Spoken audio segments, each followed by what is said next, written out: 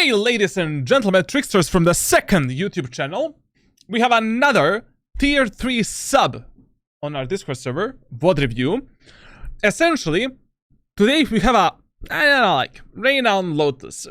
You know that I don't really like VOD reviewing Reyna that much, but we will focus on some mechanics because I usually don't focus on mechanics of players that much.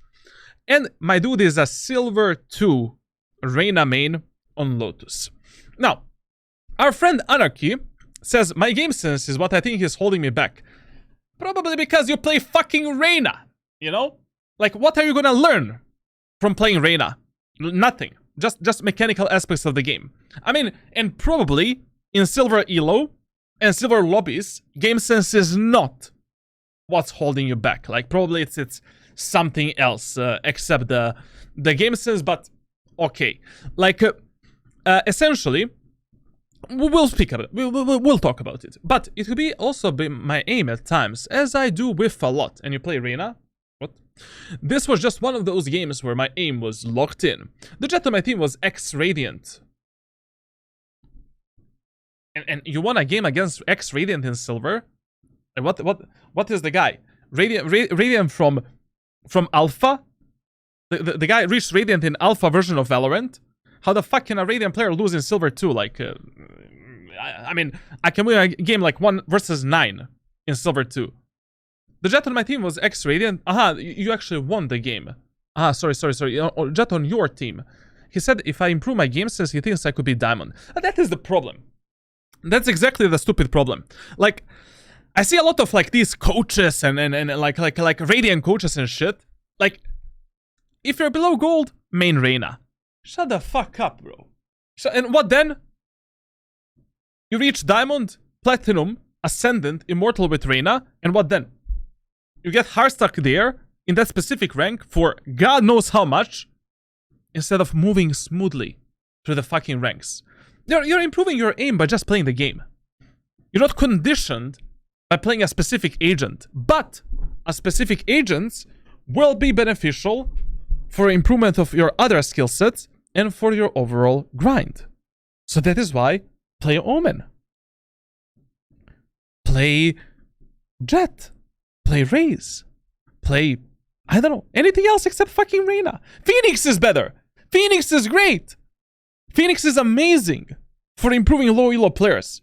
Like with Phoenix, you also have to use your brain for your executes, for curving the wall. When do I want to use my ultimate? When do I want to go in? Flashes, etc. Like what? You know? Come on, bro. Come on. Let's see his tracker.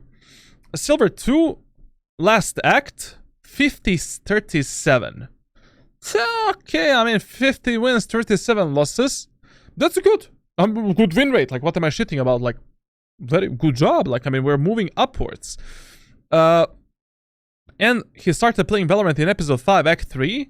And he is quite stuck in bronze and silver. Oh, this act he actually moved to Omen. Step in a good direction. Another thing that I need to recommend you, like with this playtime, I mean, with this playtime you can reach Radiant, but in 10 years from now. Like, unfortunately, I'm sorry to be a bearer of bad news, but if you truly want to grind and rank up in Valorant, you need to live this game, number 1. Number 2, you need to play minimum 3 games per day. Like, minimum is like optimal amount of games that you need to play on a daily basis to keep yourself in the game and to make your grind consistent. If you're not able to play 3 games per day, just, like, fuck it, like, do some, I don't know what we're doing here. Like, that is number 1 recommendation here. Now, let's see what is happening for him that last act. I mean, this VOD is from the last act, so we'll see, like, what's going on. When it comes to the maps that he plays, holy lolly, this is interesting. On Pearl, he found a lot of success with Reyna. You can play Reyna on Pearl, it's fine. Fracture, Jet, Reyna, Sova, Reyna. I mean, this is so scuffed. I don't know what to recommend you based on this, to be honest. Like, we'll see how you play Reyna, but I firmly believe that some other agent will be far, will make your grind, number 1, more enjoyable, Number 2, more beneficial for you. And number 3, just the agent will overall improve you a lot more. Like Reyna, bro, you peak, you either get a kill or you die. It's good agent to learn, you know, the basic mechanics of Valorant, positioning, angle holding, and so, you know, these type of things. But come on, man. Like, brain is far more important in Valorant, and game knowledge, team play, adaptiveness, game decisions at the end of the day than stupid mechanical skill. Like, this game has so many RNG factors in your mechanics that if you're just solely relying on mechanical skill, I mean, good luck. Literally, for an average player, reaching Radiant, average player, reaching Radiant only by mechanical skill, you can play something else. Like, go play, I don't know, like CSGO. Play CSGO then, to be honest, like, if that is your plan. When it comes to the weapons that you're using, Vandal, Phantom, to be honest, you're a bit better with a Phantom. Actually, no, like, I mean, both are same. Like, I always recommend to players, like, Phantom or Vandal is completely personal preference. The only thing I recommend you is don't switch between the weapons way too much during a specific game. Like, main one weapon and have a consistency there. Like, it is absolutely stupid to switch between Vandal and Phantom on a round basis. Like, just pick the weapon that you feel more confident with. Like, weapon is not dictated by the agent that you're playing or by the map that you're playing. The only map where you're conditioned to play a specific weapon is Breeze. Like, on Breeze, you need to play Vandal and learn how to play Vandal. Other than that, if you have money to buy Vandal or Phantom, buy the weapon that you prefer personally and that you perform better with. With Vandal, 33% headshot ratio, not bad, but the kill per rounds and ADR, not there. You know, I don't know. We'll see what's happening for him. But overall, this is completely a personal preference. You should still practice both of the weapons in deathmatch practice range or, you know, wherever the hell you want to practice the usage of the weapons. But in the game, just stick to one weapon that you prefer the most. I don't know how Ghost and Classic are in the top 5 weapons. Whenever I see this, I'm like, what the fuck, bro? Like, where is the Operator? Where is the Shorty? Where is the Stinger? Where is the Judge? Where is the, you know, like, how is Ghost and Classic in top 5? Literally impossible. I see that you're not really a fan of Bulldog and Shorty. Like, definitely, like, you know, I would highly recommend you to become a bit more versatile when it comes to the weapons that you're playing. Like, just, you know, bring up the Shorty up there. Like, it's so easy to get some cheeky kills. Like, I firmly believe that up to Immortal 3, you can get by maining only a Bucky, Shorty, Bulldog, I don't know, these stupid weapons, Judge. Like, depending on the map that you're playing, you should be abusing a specific weapon that is overpowered on that map. For example, on Ascent and Haven, on defense, Odin is, like, really fucking good, you know, depending what you're defending and where you're playing, like. On Split, Ascent, Bind, Bucky, Shorty, Judge on defender side, like, and I don't know how these weapons are not a bit higher, you know, like, on the other hand, like, Bulldog is a great weapon on Breeze as an anti-eco weapon, for an example, or just a hull by force by weapon. Guardian as well, like, you know, Marshall on Breeze is like Pearl, Breeze, you know, these long range maps, Icebox. So try to versatile yourself a bit more instead of just sticking to the Sheriff, Classic, Ghost, Spectre, Phantom, Vandal. Like, try to learn to play. It's better for you in these low elo lobbies to learn how to play specific things, specific weapons, specific playstyles, rather than trying to learn these things once you reach, like, Immortal or Radiant. I mean, Immortal, basically. Like, if you reach Radiant, you already are doing something good.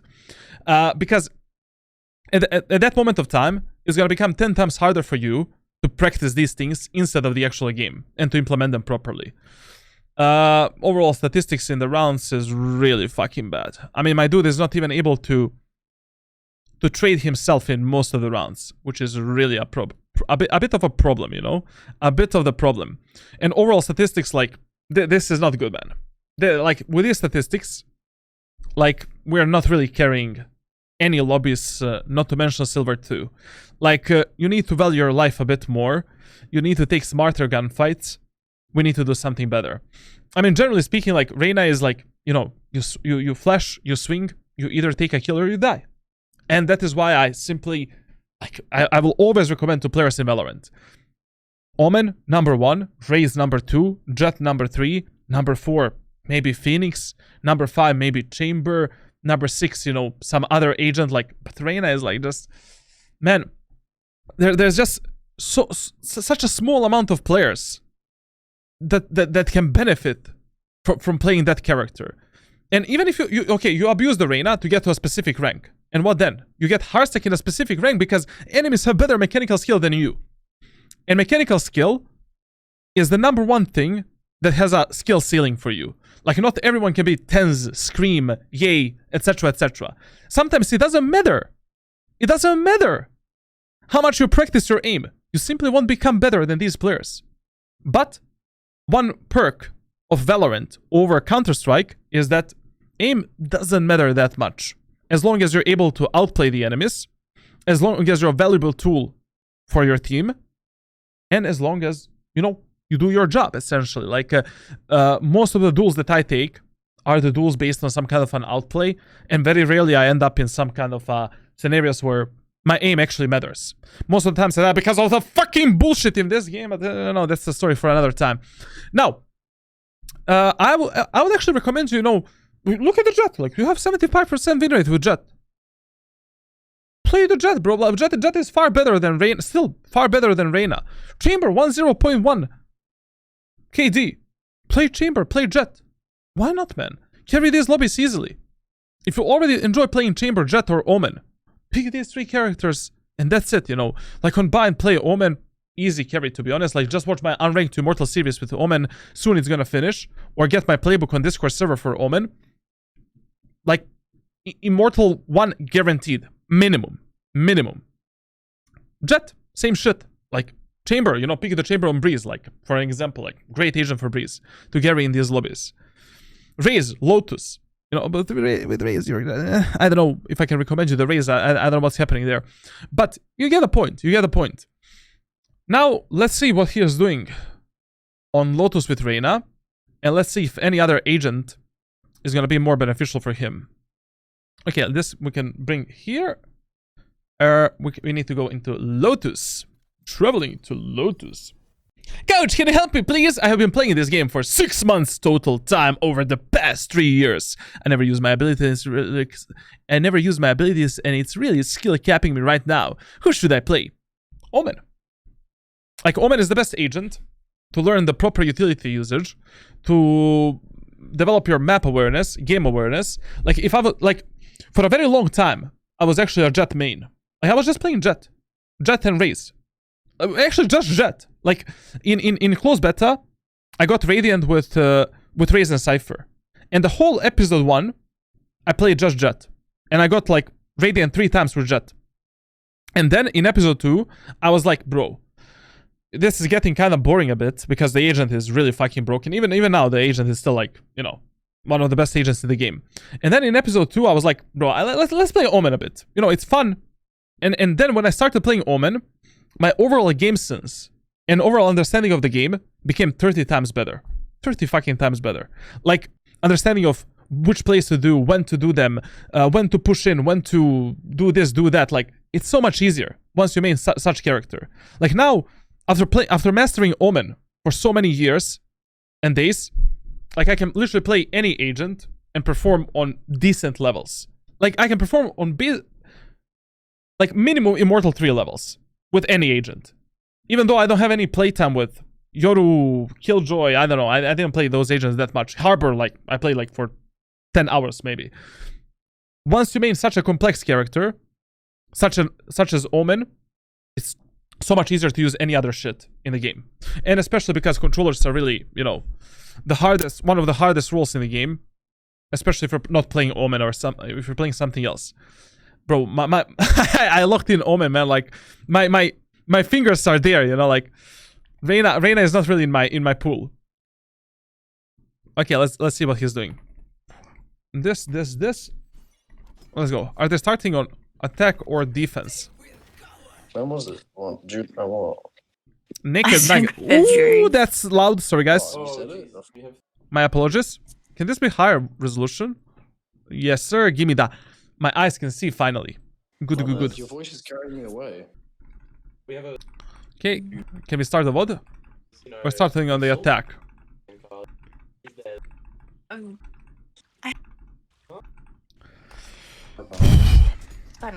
Sorry guys. Okay, let's talk about Lotus. So, playing Lotus on the attacker side. On Lotus of the attacker side, your number 1 priority is the C site. Number 2 priority is A site. Number 3 priority is B site. Meaning that in the earliest stages of the game, you want to test the enemies on C, then on A, then on B, and then after testing the enemies, you decide where you want to go. Your default sites on this map are C and A site, meaning that C and A site are much easier for the attack and much harder for defense and much easier for the post plant, much harder for the retake.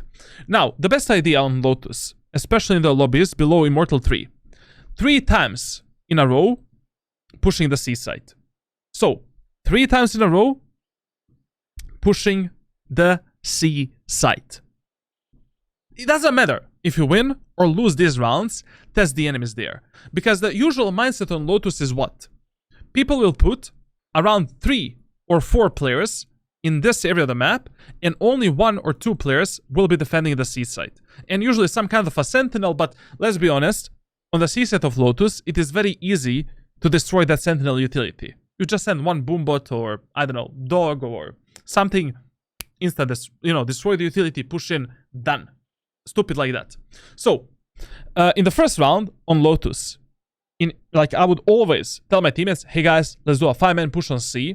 Let's try to test the enemies on the C side. Let's see how that goes. If I'm playing Reyna, probably I would go with a Ghost and with Leer. On the attacker side, I actually buy the Leer instead of Devour, because it is very hard to fucking break this flash in the first round with the pistols, and it's much better on attack to go with the Leer. On defense, I would always go with the Devour. Now, when it comes to I would personally go with a Ghost and Leer. Like, maybe you can go with a Sheriff if you prefer the Sheriff, but on Lotus, I don't know. I feel it's better to go with a Ghost. Also, you can maybe go with a Frenzy if you enjoy the Frenzy. If you're pushing the C-set in the first round, why not? Frenzy, Leer, we're playing medium range, close range gunfights, we can demolish the enemies. Also, sometimes what is really fucked up, like what you can do, is buy a classic Light Shield and Leer with Reyna. Like, because players usually don't expect you, as a Reyna player, to have a classic with a Light Shield. And in the first round, that might throw them off. And to be honest, playing in these lobbies below Immortal 1, like, let's be honest, people are not really that good at hitting the head. And their mechanical skill is not that great, to be honest. And essentially, like, you can go with a classic as well. It's totally fine, even if you're playing someone like Reyna. Why not? Like, who cares? Now, what I would do in the first round with Reyna is the following. Okay, Ghost, Leer, jump spotting the enemies here, pressing forward, clearing this angle, clearing Mound, clearing that position, jump spotting enemies again, clearing the box, and then with this type of a Leer, I'll be pushing in, taking the backside control, and basically leading my teammates on the C side. Done. End of the story. I used to be in Reyna when I started to game. Been 6 months and used to I used to be a hardstack silver, but I switched to Omen and I became gold 2. But I cannot climb higher because my team never follow my smokes and dies one by one somewhere on map. How can you carry your team with Omen without playing duelist? Then I always wonder. First of all, when you're playing Omen, like, why do I promote Omen so much? Bro. Like, you need to have a balance between a passive gameplay, supportive gameplay, and aggressive gameplay. Like, if you're just playing Omen as a regular controller in the lobbies below Immortal 3 and Radiant, it is better for you to play Brimstone then. Like, the whole power of Omen is like, you have so much adaptiveness, so much adaptability. Like, essentially, with Omen, you're a duelist, initiator, controller, and sentinel, depending how you use his utility. And you need to decide in a specific match, in a specific round, what is your job and what's the best thing to be done. Like, obviously, I cannot explain that through one sentence or one video. That's why I'm making a playbook for ranked solo queue on every single agent on my Discord server, so that you understand, when to do this play, when to do that play, when the end, first round, second round, third round, fourth round strategy, and so on. But, you know, like, you cannot play Omen only as a passive smoker and give your teammates the utility. Now, let's see what they do in the bot. Screen chat? In what? Yeah. I don't know what user is the fucking blast. I don't know. I don't know. Personally, in the first round, if I'm playing Reyna, on the attacker side, I would go with the Lear. I feel that the flash is very fucking powerful. And in these lobbies, like, I don't know, man. Like, I cannot really trust my teammates at all. Like, I don't know what type of flash I'm gonna get from this guy. What type of flash I'm gonna get from this guy, that guy. Will my teammates go in? You need to rely on yourself. Is this possible to be higher? Nope. Okay. Yeah. Now, instantly, I can tell you that your angle clearing is not really the best in the world. Like, essentially, the easiest way to fix angle clearing problems is through deathmatch and through custom server practice. Now, just, open a custom server for like 15-20 minutes and just pretend that you're in the real game. And ask yourself, where enemies usually play, which angles they love to abuse, and try to properly clear every single angle and every single area of the map one by one. Or just in a deathmatch, try to practice proper angle clearing. Like, you didn't clear any of these angles properly. Your crosshair placement is far off of all of these positions. So instantly I can tell you 2 things that you can focus on fixing mechanically. Angle clearing, crosshair placement must be on higher levels. You can practice these things in so many different ways. As I said, like, number 1 way, open the custom server alone. Practice some, develop some crosshair placement lineups at the end of the day. Practice proper movement and angle clearing through specific areas of the maps. Watch how pro players and Radiant players clear these areas of the maps and angles. Or maybe you can ask your friend, like maybe you can 20 minutes per day, like go in a custom server with your friend and just, play 1 versus 1. Your friend is defending some site, you're attacking some position, and he's playing a random position. Like hide and seek, but the enemy is actually shooting back. That's also a good way to practice. If you have friends, but majority of Valorant players are, friendless. Yeah. Okay. This is what I'm talking about. Like, a lot of you guys that are low elo and low rank, but remember, like, low elo is everything below Ascendant 1. Like, everything below Ascendant 1 is making the same fucking mistake. Like, gameplay is so fucking shit. Like, literally so shit. Like, that is like 80% of players, but what 80? Like, more than that is below, like, Ascendant 1. This is stupid. Like, you need to learn how to clear the angles properly, from which angles you're exposed at which moment of time, and how to trespass through a specific areas of the maps. Like, you cannot clear this position like this while your ass and anal cavity is fully exposed from the site and from the tower position right here. This needs to be more methodical, and we need to go 1 by 1. Why are you still looking that way? Like this is way too much risking. For this elo, like, this is why I'm telling you, like, I don't know, with Reyna in these lobbies, I personally wouldn't go for 2 heals. For 2 devours. Like, I feel it's better to go with a flash, so that you can at least support yourself in your push and take some meaningful space and meaningful control for your teammates. Like, if I was passing into the site here, in this elo where you're right now, with Reyna. So, we have the Ghost, we have a Lear. We're clearing these angles, like 1 by 1, jiggle picking this, jiggle picking that, whatever. Jump spotting enemies here, revealing that position, checking the box here, entering the site. Doing the Lear somewhere here, so it catches the enemies there, tower there, moving in this position as fast as possible, and from this spot, I'm supporting my teammates left and right. I don't want to find myself here, because trust me, your teammates in this elo will not be covering that angle, that angle, that angle. You have a 0 fucking smokes as you're pushing into the site. You're now in the tri-lane area of the map where enemies can kill you from 3 different positions. Let's take some cover with our flash. Go down here, clear that angle, hold that angle for a bit, clear this position maybe, go into the tower, maybe aggress the enemy, see if they're here, clear this position here, like this, done. Like, 10 times better, rather than going in an open space, being fully exposed from 3 angles, and your teammates are not covering anything at this moment of time. Why are you still looking that way? To be fair, your Omen is AFK, so, that's also a bit of a problem. Fuck.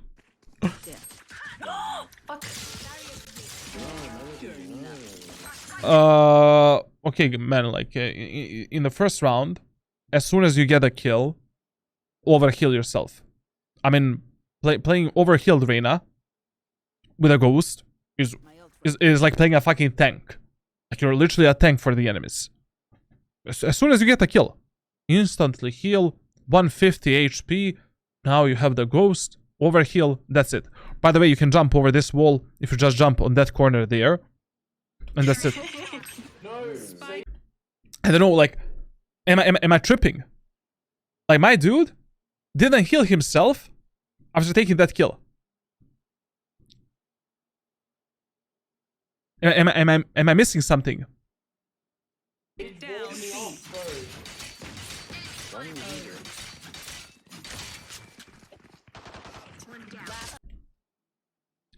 Headset doesn't exist, like, bro. No. Spike down.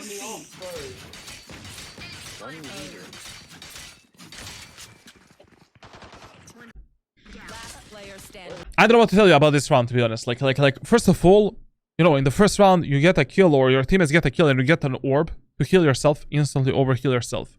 Second of all, you need to be more aware of the map and what's happening around you. No. Spike down. Like, yes, the sage walled you here, but you can jump over this wall there. You know, you don't need to destroy the wall. Like, you know, come on. Here. Good luck in your game. Okay, next round. I don't know, like, that round was shitfest, literally. Second round. Listen, whenever you win the first round, in the second round, in the lobbies where you're playing right now, always force some weapon. Like, the only lobbies where I would not be full forcing in a second round is Radiant Elo, and only if I save maybe a, I don't know, Sheriff from the first round, and that's it. In all of the Elos below Radiant, or let's say high Immortal 3, in a second, if you win the first round, second round is a full buy 10 out of 10 times. On Lotus, as an anti-eco weapon, I just recommend you to go either with a Spectre, Stinger, or Bulldog. But usually the Spectre is the best option. I mean, it's the easiest for your elo. You can just run and gun the enemies. You don't even need to fucking aim, to be honest. Maybe Spectre is not the best weapon as a bonus weapon in a third round. I would much rather have as a bonus weapon like maybe Stinger. But Spectre, Heavy Shield, 2 layers, let's go. Because absolutely fantastic, but he's absolutely great. My dudes, like, they won the first round, like, all of them AFK. What is this VOD, man? Like, Make sure to text me.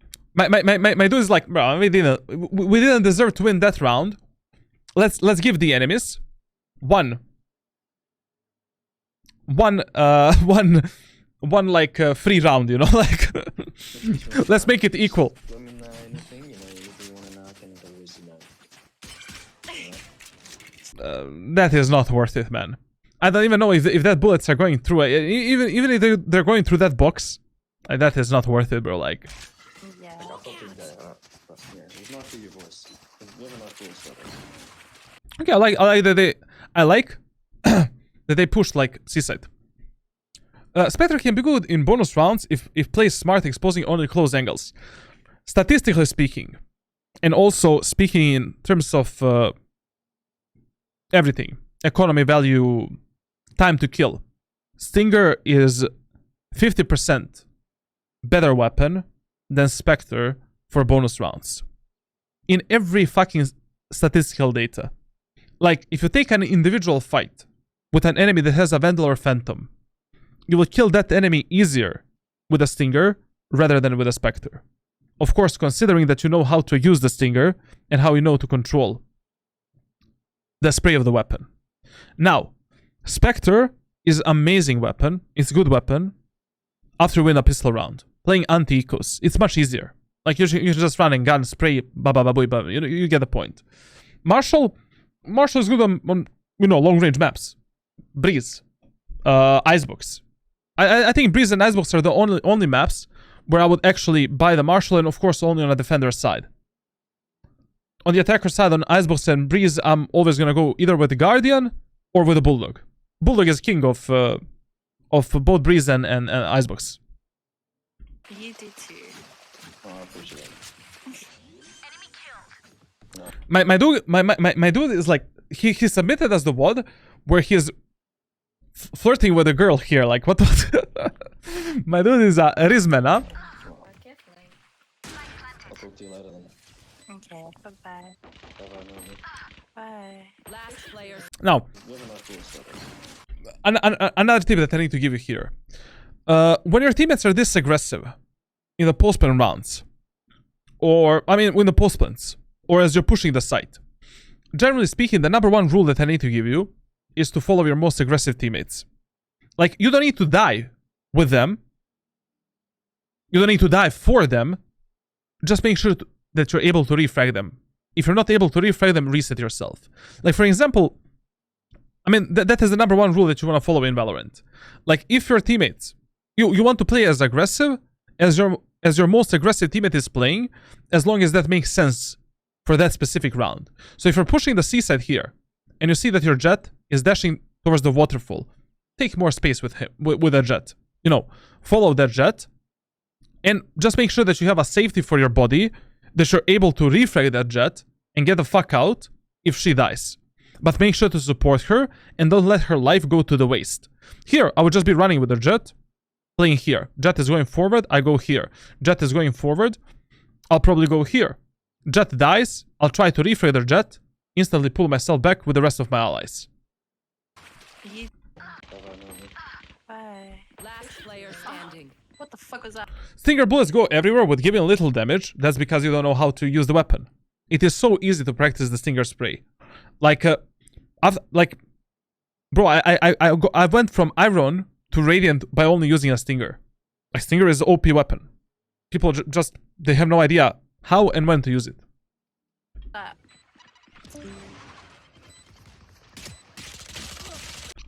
Oh. Fuck was that?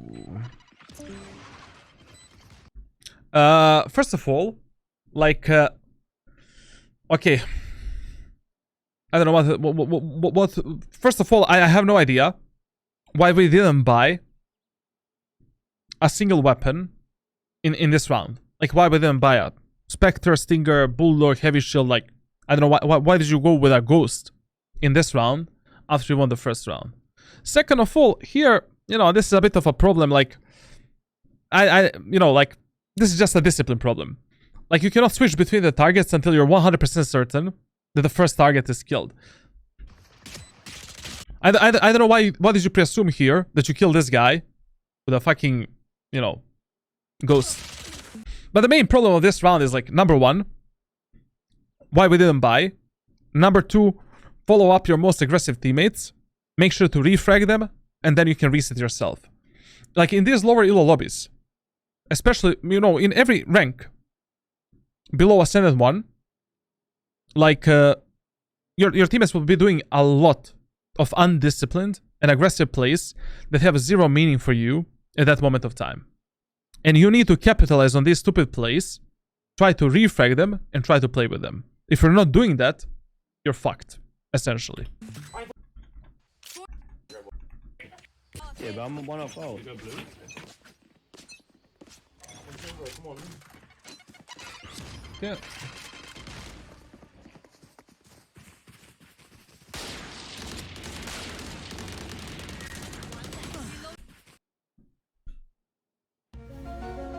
Is the guy trolling us, man?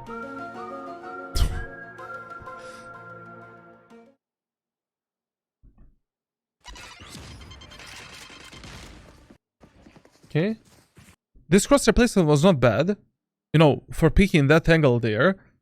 Even though I would never peek this angle with this type of a swing. I would always, like, jump spot the enemies, try to flash them first and then go out.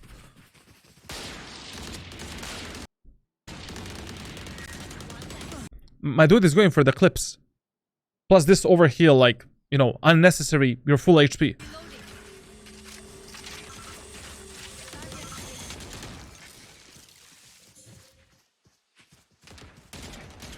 Enemy spotted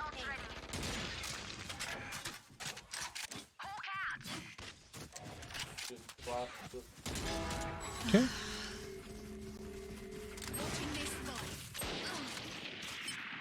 Wait, there was one here. Feeling safe. Backside. One enemy remaining. My ult's ready. Here. My ultimate is ready.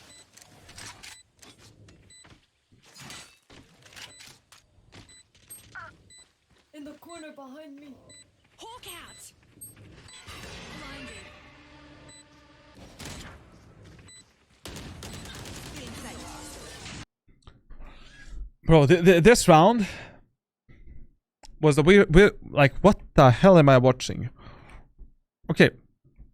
First of all, when you're engaging enemies in the main areas of the maps, where you have absolutely no idea where the enemies can be at that moment of time, I heavily recommend you to follow 4 rules. 4 rules of clearing the main areas of the map, especially in the lobbies where you're playing right now.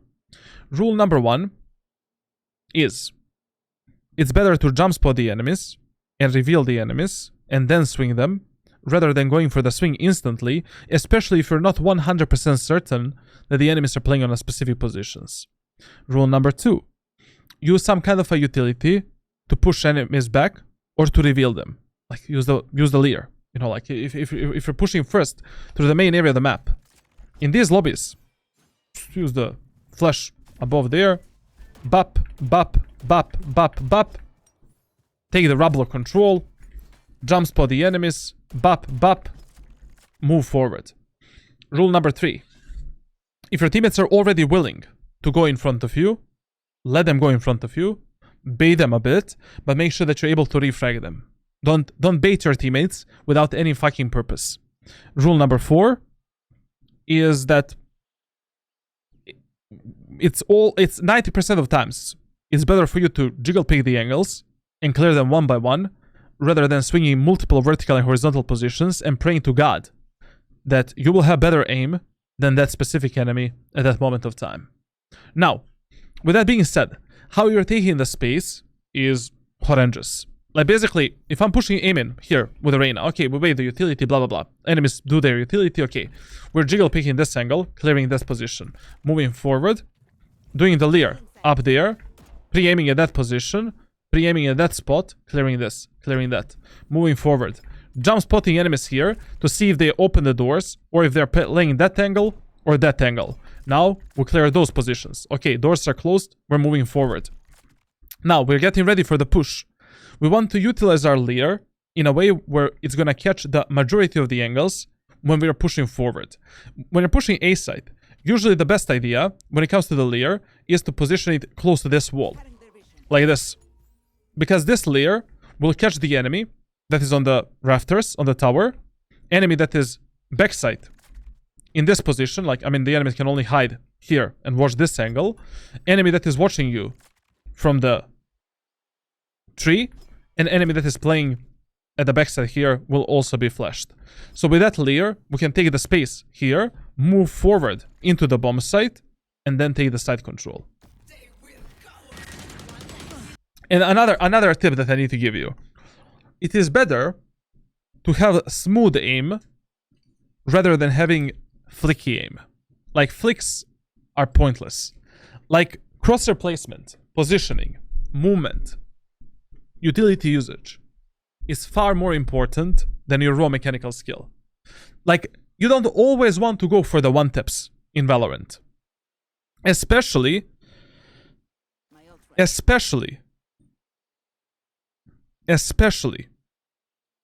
when that target is easy target to kill and when the guy is like in the air or the guy is not looking at you, etc, etc. Go for the spray. Go for the 3, 4, 5 bullets. Like usually in Valorant you want to fight, like in Valorant it is much better to fight with a burst fire rather with a one tap.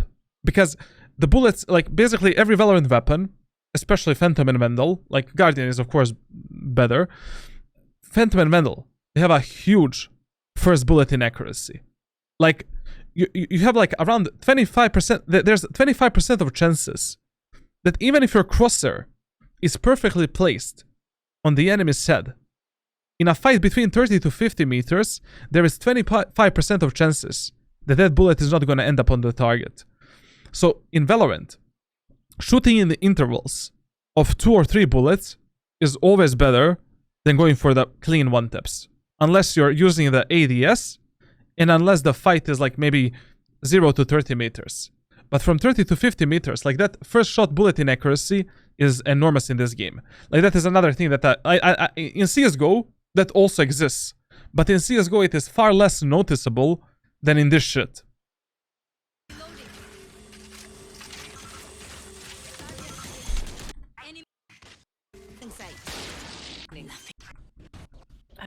Where are we going? Wait, are they?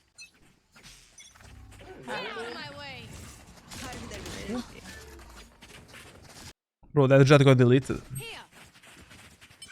Here. Their vision. There's no one on site. Once again, like in these lobbies we're playing right now, I heavily recommend you, like that number one focus that you should have when it comes to your teammates is which one of my teammates is the most aggressive, which one of my teammates is doing something useful for our team, and with which teammates I want to play at that moment of time. Like essentially, whenever you have this type of a aggro gorilla jet that loves to take the space everywhere, loves to push everything, follow up that guy, especially if that guy is already has a really good mechanical skill and that guy is already good at taking the space. Like here, I don't give a crap about Omen, Sky, and Sage. I mean, we already took a site. The flashes were fine, movement and positioning was fine through the site. Like, it's okay, I guess. But right now, your full focus needs to be on the minimap, locating with who you want to play at that moment of time. Aha, Jet is aggressive again. Let's play with that Jet.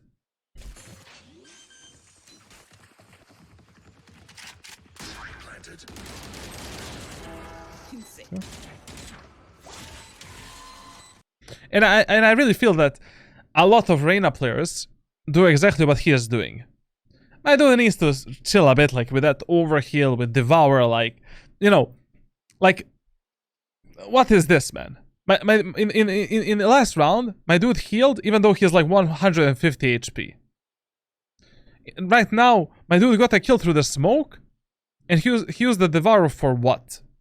Like, you really need to be a bit more mindful with your utility usage, because you have only 2 Devours, and you never know in these lobbies when you're gonna end up in some kind of 1 versus 5, 1 versus 3, 1 versus 2, 1 versus 1 scenarios, and when this utility is gonna be useful for you.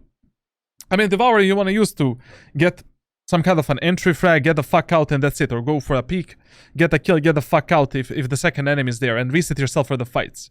Or to reveal the enemies. Heal, you know, whenever you have the time to heal and whenever you're low HP. One enemy remaining. You see here, like my dude gets a kill now. He's like, I don't want to heal. Who needs a heal? Like, what is going on, bro? I know we are 4 versus 1, but trust me, in these lobbies, you never know when you're gonna end up in a 1 versus 1. Like, there's so many bad plays that players will do in these lobbies. You need to go for that heal. Here.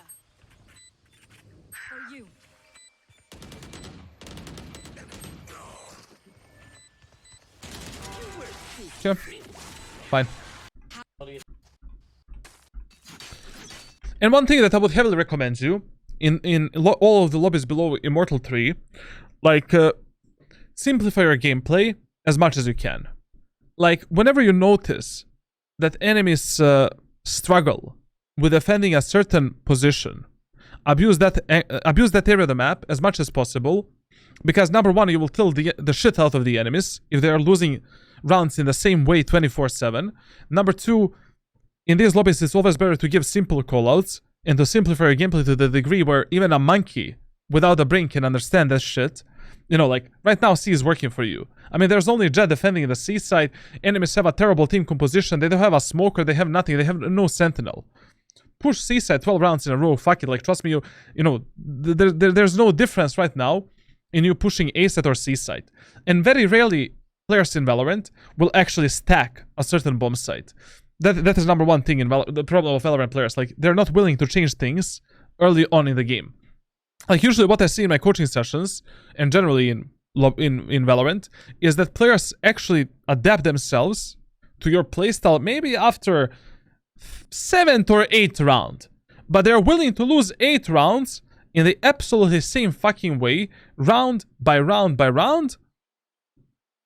And then around 8th round, they're like, oh guys, let's win this. Let's do it. Like, fuck it. You know, as long as something is working for you, keep playing that, you know, keep pushing that area of the map. You don't need to change things at all.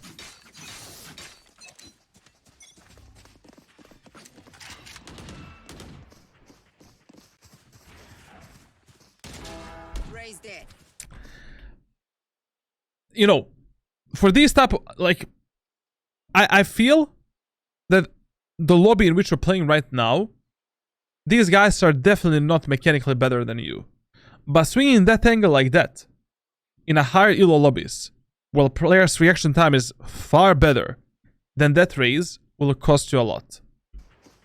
But good crosshair placement, good pre-fire, I mean, that's a very common position. I mean, that guy is just playing a shit. I mean, that's what you cannot play like that. Raise dead. Bro, I look like I'm fucking muffled. Wait, in the corner, in the corner, in the corner. Spotted A. Well, one thing that I love in his gameplay is his confidence. This is really good. Like, if you keep it up like this, and you just invest a bit more time into Valorant, you can easily be like Platinum Diamond Ascendant player like in the next like few months. Like, this confidence, I don't see this confidence in silver players that often.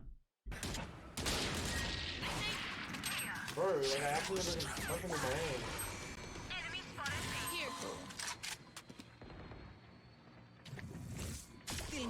Now, this is a problem of Reyna players, you know, like they get overconfident, and then like they completely lose the focus of their objective and who should they support at that moment of time. Like, listen, always fight for the objectives.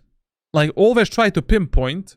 First of all, ask yourself, is this play that I'm going for worth it for my team? Number one. Number two question is like, with who I need to play right now, and where my teammates can make mistakes that I might need to compensate at this moment of time. Okay, we got 2 kills on A side, but we still have no idea where is the Jet, where is the Fade, and where is the Phoenix. And our Omen is pushing with a spike through the doors into the A side, and we have no A side control whatsoever. I mean, we don't know.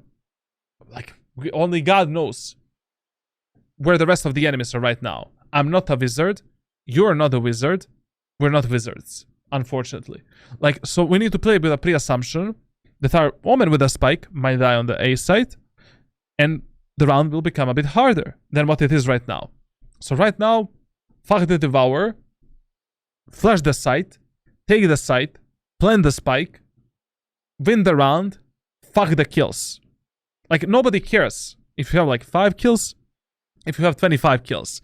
The only thing that matters in Valorant is who the fuck wins the match and the end of the game. Like, you can be a match MVP as much as you want. If you're not winning the games, nobody gives a fuck. Literally. And when it comes to your rank rating, kills don't matter at all. Like, literally, you know, especially now, you know, if you're match MVP or team MVP, yes, you slightly get more rank rating and lose less, but realistically speaking, it doesn't matter. Only thing that matters is how many rounds you win or lose, and also like, you know, whether or not you win or lose the match. Bro, like I actually look like I'm fucking with my aim. Still in sight. Gun here. And also, like, this is some absolutely stupid. Like, this is unnecessary overheating. Like, the absolutely best way to explain. The absolutely best way to explain how you want to play Valorant. You want to play Valorant as your working 9 to 5 job. So, you clock in 9, you start working, you go for the entry frags, You try to perform some strategies, tactics, etc., etc. Once you're done with your job, making the numbers advantage, done. Like, you clock out. You don't give a shit. You're not paid for the overtime. You know? Like, you took 2 kills. You made numbers advantage. Now your job is just to preserve the numbers advantage, compensate the potential mistakes that your teammates are gonna make, prepare for the post-plant, done. Like, what you're doing right now, completely unnecessary. Enemies have 3 shit agents for the retake, arguably. We have 4 teammates alive. We have numbers advantage. Take some good post-plant position. Make sure that you can refrag your Jet and Omen. You know, the better idea right now would have been to take the tower control, and from the tower, try to support, you know, like your Omen, Jet, and just play with them. End of the story. Like, right now, if you die, there's a huge chance that we might lose this round. Especially in those, like, in low elo lobbies. Like, the more you're alive, is better for you. I don't say that you should bait your teammates, that you should, like, you know, stay less alive, like, every single match, especially every single round. Especially when you're playing with Reyna. But you need to value your life quite a lot. Like, the more you die, the higher the chances are that your teammates are going to make some mistake. And that they will lose that round. Even if you kill 4 enemies, and your teammates are 1 versus 4, the last enemy kills you. Trust me, in silver elo, anything here. I've seen a lot of things. Not silver, like, even in Immortal, I've seen some fucked up shit.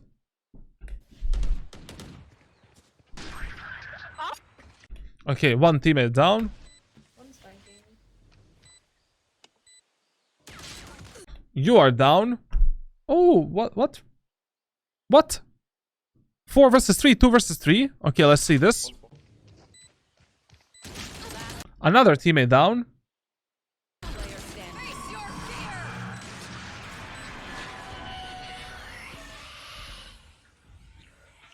Another teammate down.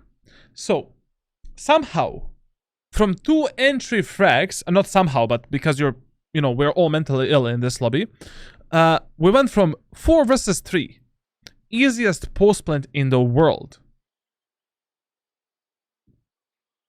to 0-2. How is that possible? I mean, how is that possible by you going CT and dying like a stupid potato?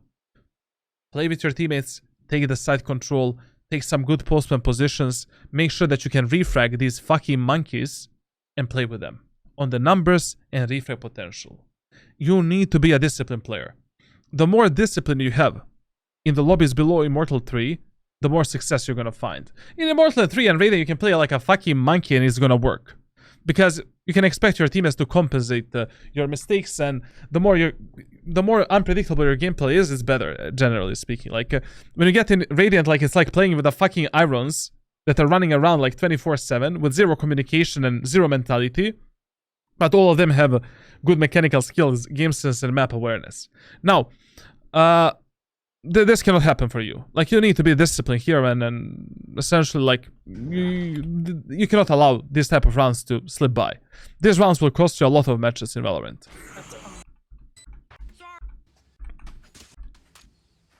Time to mobilize my pack. Blind fight. Feeling fate. Okay, this is another mistake that I see a lot of Reyna players make. Don't, you know, when you're using your flash, like, that flash is not an instant flash. Like, wait 0.5 seconds until the flash deploys, and then go for some kind of a peek and some kind of a swing. Like, you cannot do a flash and instantly peek an angle. Like, if I'm holding it with an AWP like this Jet, I mean, you would have been dead, basically.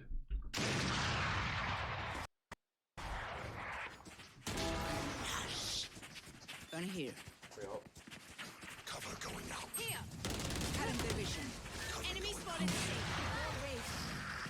Joke's over. You're dead. Enemy spotted. Is ready.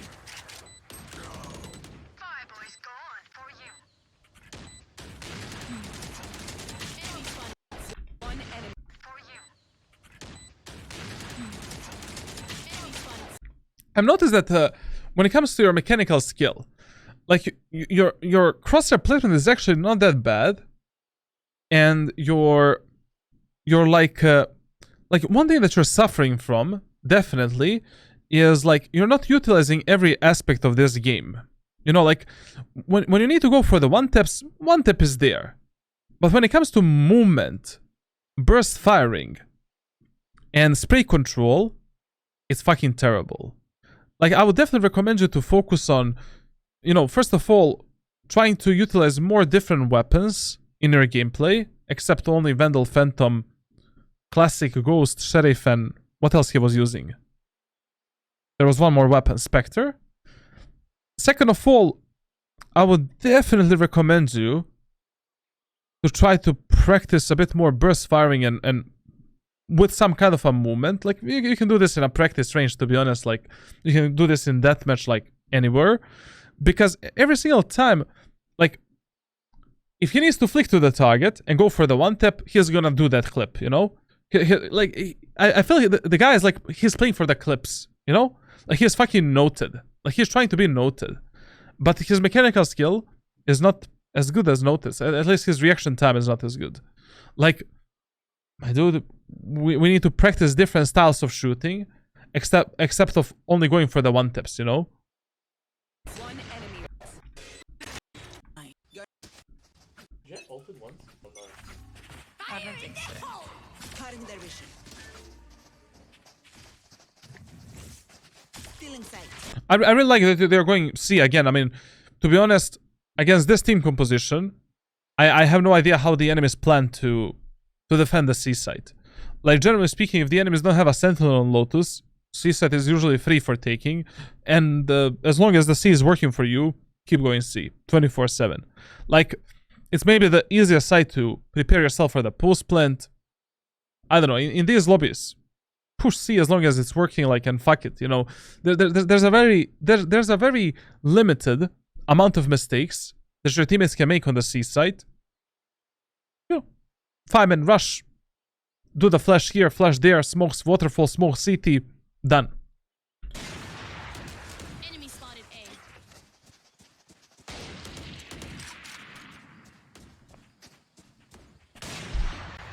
A. Once again, you're not prioritizing good teammates to play with. Like, your spike is here. Your sky is here. These two guys are not doing anything useful. And they're okay. They're playing on a refrag potential.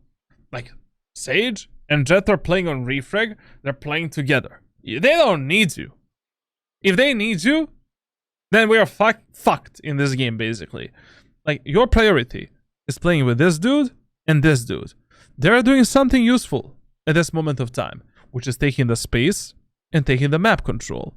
So instead of me going back to kill that race, but can also just go back and she doesn't need to aggress us anymore, like that race can dip out. My highest priority is supporting this guy and this guy, whoever is more aggressive. Enemy spotted A. If I see on the minimap that my sky is running like this towards the site,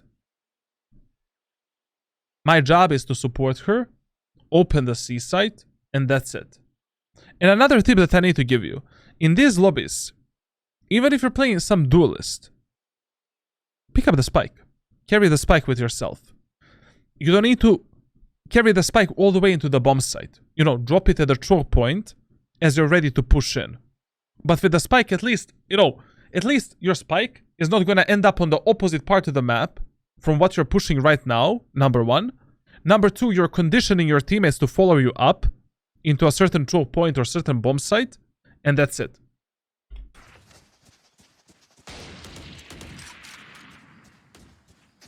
Like, look at this.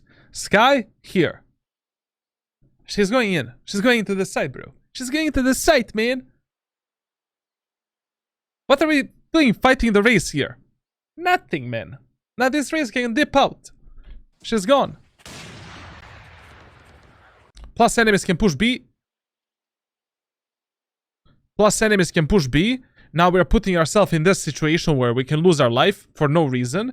Instead of all of this, we could have just taken the C site, opened the bomb site, plant the spike, prepare for the post plant, who gives a fuck about these idiots? You know? As I said, I've noticed this immediately. You need to practice shooting the moving targets, burst firing, while moving as well. Like, your burst firing is shit. Like shit. I'll give you some kind of a routine for this, to be honest. Like, basically, I have like 100 pre-recorded training examples. Let me just take my laptop for a second. Just a moment.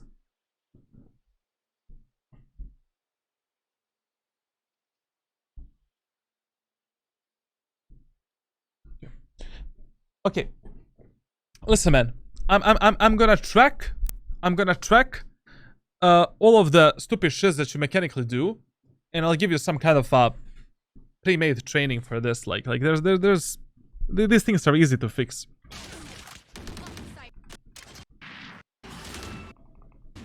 Your duty is not over. Back where I go. Reloading.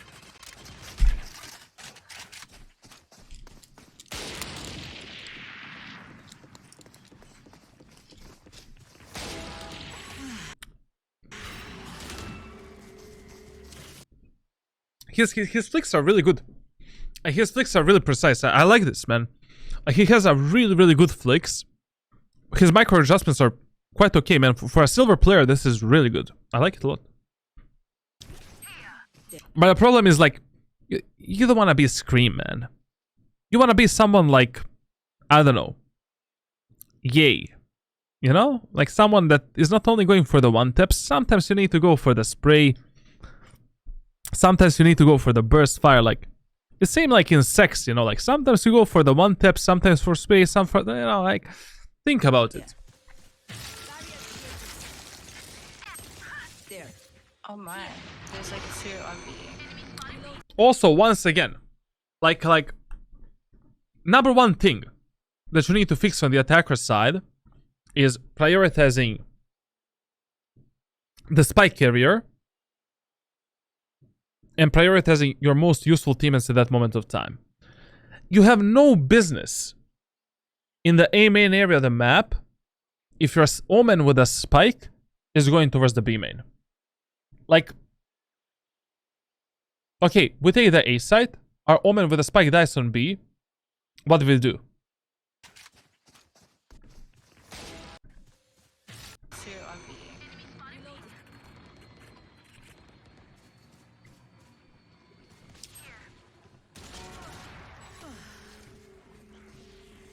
Healing. Plant the spike. One enemy remaining. Okay. Planted.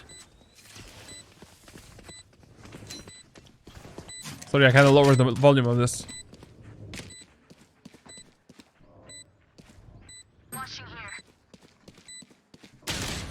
Finley. Okay. Okay. Finley. Crazy. Have you seen This is like this is the number one thing that I hate in all of the lobbies below Immortal 3. Like, people are trying to complicate their gameplay so much when they can simplify it to such a basic levels. Like, so C-site Jet only. She's not good at all. She cannot defend C-site properly. It's the easiest site to be pushed on Lotus, especially when the enemies don't have a sentinel. As long as it's working, 5-man push, 5-man push, 5-man push. When it stops working, 5-man push again. Let's see why. Why did the enemies win this round? Maybe it was just luck, RNG. I don't know. Like, we missed one smoke, something. Random bullet kills you through the smoke. It doesn't work 2 times. Okay, now we need to change something. But if something works so many times in a row, fuck it. You're destroying enemies' mentality. You're winning the rounds. It works. No need to change it. Like, You found the secret sauce, you know, the Krabby Patty, that shit. kills I've been getting this? Shadows traveling.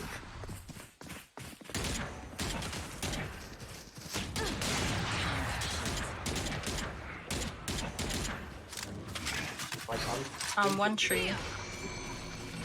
Race tree. How we don't have a flash, man? Also, like, when it comes to your economy management, and when it comes to buying the weapons, like, you're forgetting things quite a lot. Like, in a second round, you should have bought everything. In this round, right now, you have 450 credits, you're not buying a Lear. Like, these type of things should never happen for you. Like, plus, you're playing Reyna. What would have happened if you play some other character, like I don't know, Omen or Killjoy? I mean, the only ability that Reyna technically has is the flash. Like, nothing else. Unless you get a kill. Tree. Here, when we were pushing through the tree, it would have been really helpful if we have a flash to flash that raise on the right side, peek the raise, take an easy kill, you know? Race tree. Let's be honest, that would have been much easier. Race tree. he was great.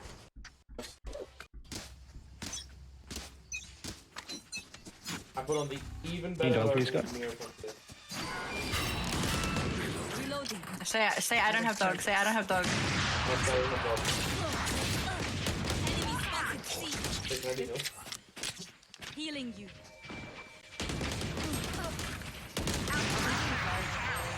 Spike down. C.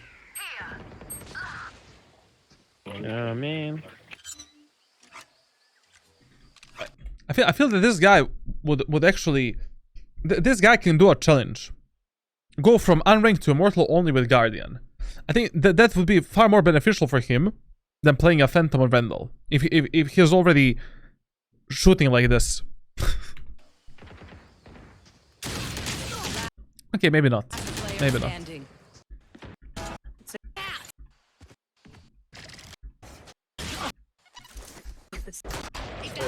Okay, let's take one moment, one step back. So, why did we lose the round on A side? We lost the round on A side because, number one, we didn't have flash to take the control of the tree properly and to clear the angles properly. Like, pushing without any type of flash or utility in tree is a bit hell of a time and risky move. Number two, we lost the previous round on C because we were playing an eco halby. Like, I mean, you know, especially with Reyna, if you're not hitting your shots, that's it.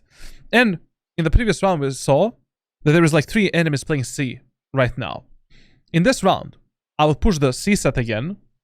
The main reason is, number one, it might be more unpredictable for the enemies since they won the previous round on C. Number two, C set worked great for us in the full buy rounds.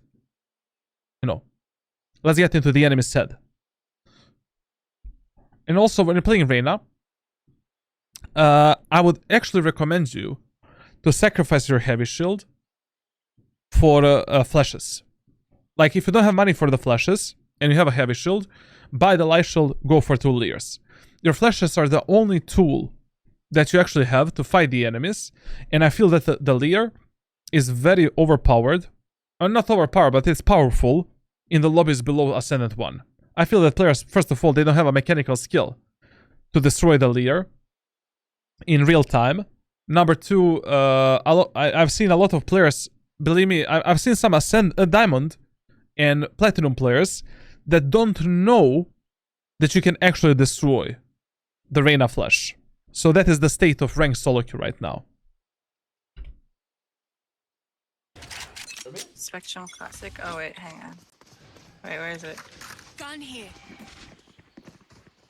Shadows Oh.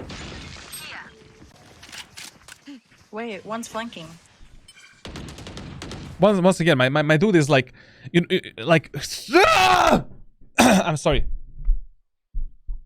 The problem is, like, I you know, like, this is the main thing that I'm fixing for the players, like, 24/7 with the routines, with the trainings and backseat coaching and shit. Like, okay, one is flanking, But also, you have a spike carrier and 3 teammates that are silver, gold, bronze, and iron, pushing the A site, and you want to trust these guys with a spike and with a push on the site.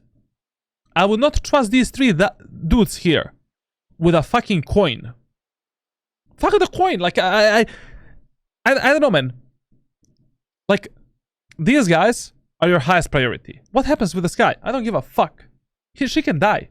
As far as I'm concerned, she can die.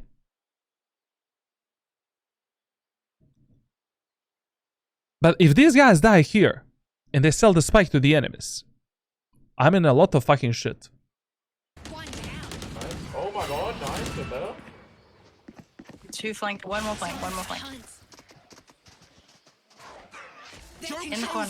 You're dead. Flanking. There's two mid. Two mid. In the corner. You're dead. Flanking. That was a good pick by the Fade. To be honest, like here, I don't know. In the corner. Wait, did 5 enemies just push B site? Did that just happen? Or what is this, deathmatch? I personally, I would not expect this peak from the Fade here. Like, we know that Phoenix is, or I don't know who the fuck is there. One guy got tagged by the dog. There's what? You're dead. Flanking. Good flanking, okay. But once again, you know, we get to the point where the number one thing that you need to fix when it comes to your overall gameplay is prioritizing your teammates better with who you want to play at that moment of time. What is your task at that moment of time? Focusing on the spike carrier, focusing on opening the bomb sites, focusing on planting the spike, focusing on helping your most aggressive teammates and teammates that have the highest chances of dying at that moment of time, not overheating, and winning the rounds in the most easiest fashion possible. If you follow these 9 rules, 9 steps, like whatever, like these 9 steps, right now you would have been 9-0 in this match. Okay, not 9-0, but you would be like 7-2, basically.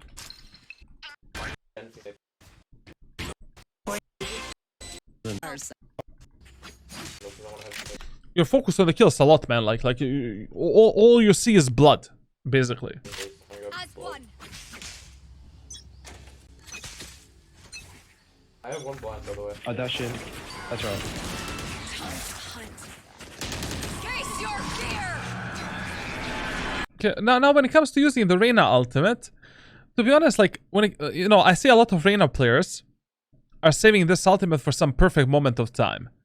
Whenever you're in some kind of a clutch scenario, or you're opening the site for your teammates, or I don't know, like you're playing some half by round like this, where your teammates don't have a good economy, use the ultimate, you know? Like, I see a lot of Reyna players, like, they kind of are saving their ultimate for some perfect moment of time, but that moment of time might never come. He has this ultimate for the last, like, 5 rounds. Fuck it, like, now is the time to use it. You know, we have a Bulldog. We're playing an, you know, half by round. We're not in a really good economy shape. Use it. It's fine.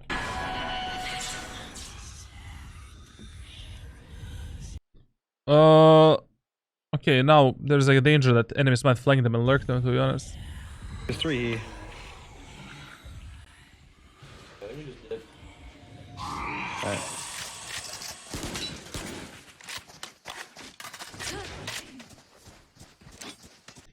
I like his awareness of angles and like this is something that I don't see that much in even in Ascendant and Immortal lobbies when I'm coaching the players.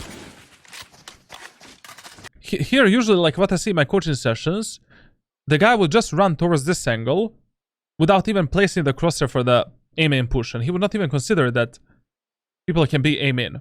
This is really good, really good, really good. Good awareness for a silver player. Reloading. Hawk out. One thing that I would definitely recommend you is whenever you're pushing to some unknown territory, or territory where enemies could have taken the space, or I don't know, enemies can be anywhere, even if your teammates are going in front of you, behave towards every single angle as if it is not cleared at that moment of time. So here, as you're pushing, as you're pushing like this C main area of the map, I would have still cleared that box, just to be extra safe, you know? Hawk out. Like, you don't know if an enemy is behind the box. We don't know how enemies are playing right now on the C. Clear that angle. Yeah. It's better to be safe than sorry. Always. Enemy spotted C.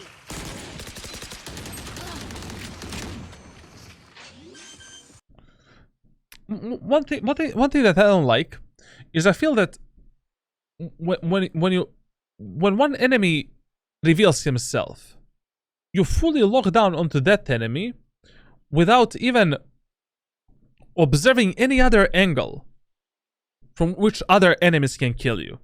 I mean, here you cannot realistically take a fight with that enemy because one enemy from the city can kill you. On this position, I simply cannot fight the enemies in the waterfall at all. Because enemies from the city, number one, can kill my spy carrier, can kill me as well, and nobody is looking at that angle. So essentially, like, whenever you're threading or pushing a specific area of the map, like, you always want to hold or clear the angles that your teammates are not holding or clearing at that moment of time. Number one. Number two, like, when it comes to when it comes to this position, in this position, it's almost never worth it fighting the enemies in waterfall, because there is always a chance for the enemies to kill you in the CT. Number three, like, I really feel that in these lobbies, mastering someone like Omen can be extremely beneficial for you, especially considering your confidence and your mechanical skill right now. Like, did you have a single smoke or single piece of utility from Omen when you were pushing into the sites? Like I think we only had one smoke in aim in one round, or maybe 2 rounds. What is this? Like, where's the smoke for the waterfall, for the CT? Like, he didn't even use his smokes at the start of the round, right? My ult's ready. Reloading. Cover going out. Reloading. Heal up, squad. Enemy spotted C. Here.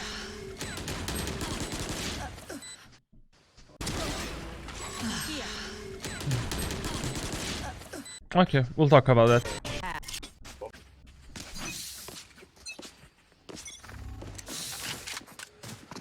Here. Raised it. Nah, he is dialed in on that angle. I like the confidence a lot, and you know, that's a really good pre-fire. You have a, I don't know, you mastered picking that angle. I don't know why would anyone hold the angle like that, raise, without an operator. That's an absolute, you know, dog shit angle to hold, but that's really good, really good. Dead.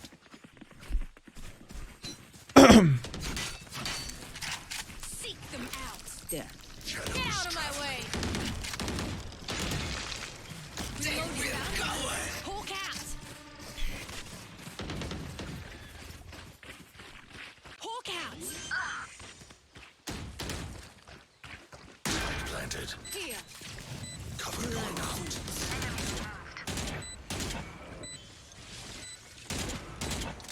Reloading. Time to hunt. They can There's cut. one there. Stairs.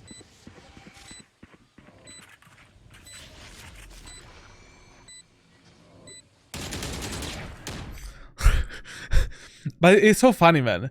It's like I'm watching 3 different players playing Valorant.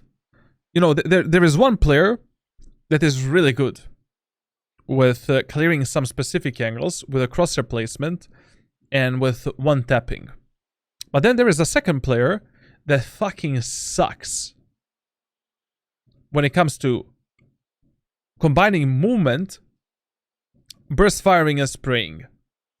And there is a third player that is terrible at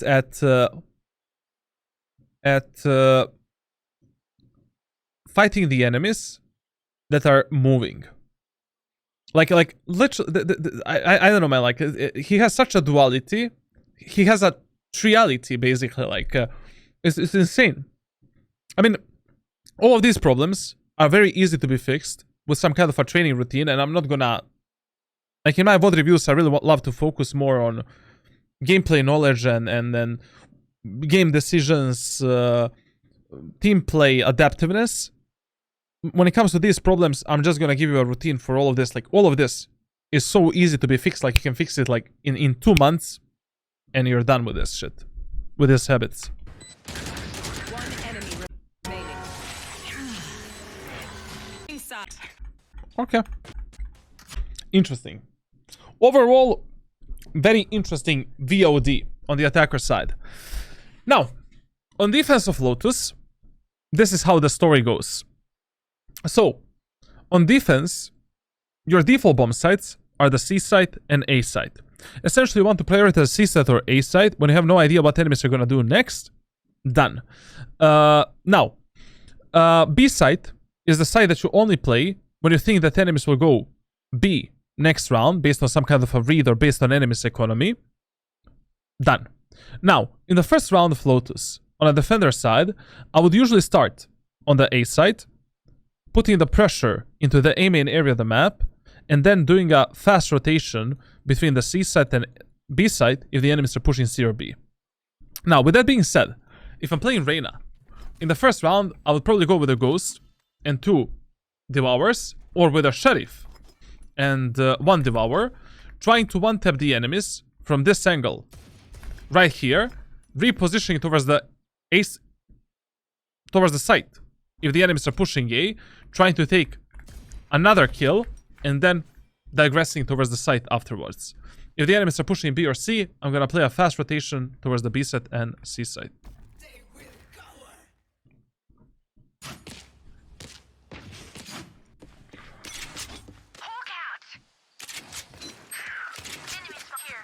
I don't know. Usually, what I see, like you know, in the first round, there's like kind of like based on the statistical data in Valorant, at least data that I have from ranked solo queue and from my coaching sessions, like around 60% of times in solo queue, players will push A site in the first round of the attack. 30% of times it is C site, and 10% of times it is B. So it makes more sense just based on statistical data. Like, you'll be more right to play A site in the first round. And that's it, basically.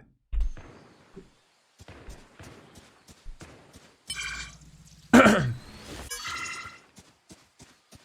here. Kia. Weird thing is no one wants to flying. Weird thing is Now, let's talk about this. So, is lurking and flanking worth it in the first round? Absolutely not. And the only reason for that is, like, you have no idea how enemies are playing on the attack. Like, what is their primary playstyle? Like, the only time when it is good to lurk and flank is when you have some kind of an information or some kind of an idea based on the previous rounds that we played. Like, basically in Valorant, lurking and flanking is good 10% of times. Only 10% of times. So out of 24 rounds that you play, that specific lurk and flank is valuable maybe 2 times out of 24 rounds. So doing this in a first round is always a huge risk because you generally have no idea what enemies are gonna do. Like, are they faking the site? Are they pushing S5? Are they splitting something? Where's the rest of the enemies? Like, here you have zero information. Your team has stopped the enemies push on A. They fully locked down the enemies here. So we cannot go for this flank and lurk. Like, basically, right now, in this example, the best idea would have been to stop around the boxes here, see if the enemies are going to rotate to C, because your team has fully stopped the enemies push on A. Like, there is a huge chance right now that enemies will turn around and just, you know, go C or go B. So doing this type of an aggression in the first round is something that I would have never done in my life. Basically, the first round is maybe the most important round of your match in Valorant. We have only 24 rounds, and by just losing the first 2 rounds on both attackers and defender side, you put yourself and your team in a huge disadvantage in this game. In the first round, like, I generally recommend players, like, I'm not generally, like, the rule that I always recommend players to follow. If you already want to rotate, always choose the fastest and the safest route, prioritize the refire potential, and that's it. In the lobbies below Immortal 3, this play is not worth it. Never. Because you never know how these monkeys are gonna play the first round, and who the fuck would have expected the Fade with dogs, with recon ability, to play like this. This is silver and bronze and gold, you know, like, that's the problem. The Wonders round.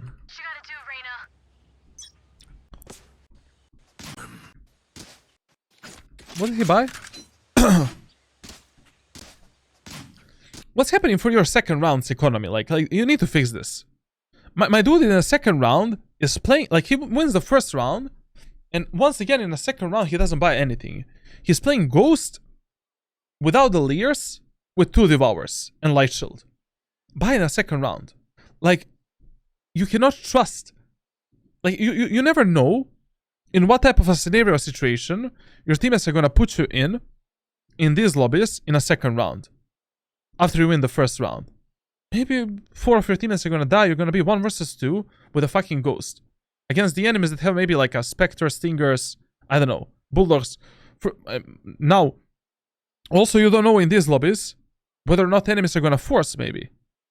What if the enemies force? Like, why the fuck did I win the first round if I'm gonna lose the second round? It doesn't make any sense. Like, buy the weapon. Some antique weapon for this second round. Bulldog. I don't know. Stinger, Spectre, something. If you save the Sheriff, you can play Sheriff. It's fine. But if you didn't save a Sheriff from the first round, buy something. Afford the money. Like, win this round, and that's it. Like, you didn't win the first round to lose the second round again.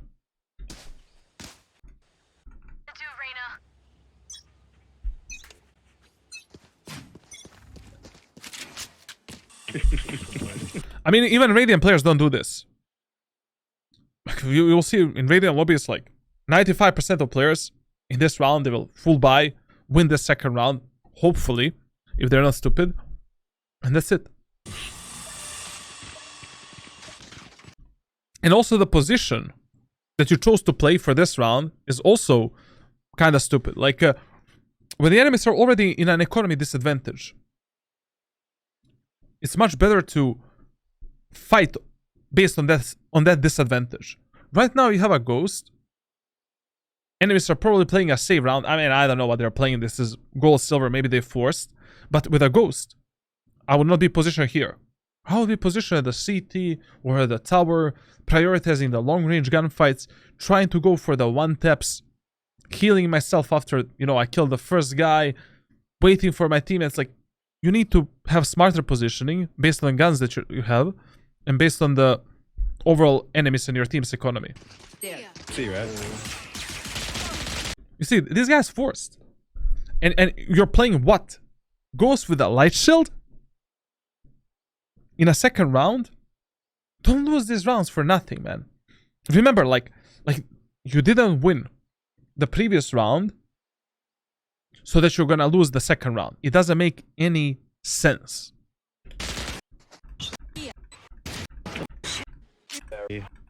This happened 2 times already. God knows, like how you're playing, you know, how you're playing in the rest of your games.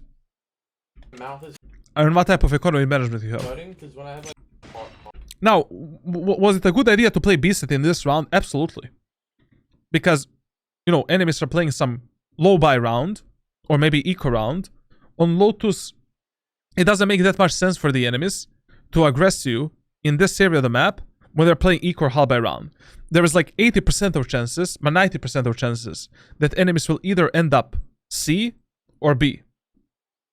So we need to gamble on that. So in that round, I would have also started on the B side. But I would not have started here. I would have started on the tower or in the city. Prioritizing the long range gunfights. Buying maybe a Bulldog with a heavy shield. Guardian. I don't know, like Stinger Spectre. I mean, if I buy a Stinger Spectre, I'll be playing, you know, a bit closer, of course. But he has a ghost. Stupid. You kind of lost that round.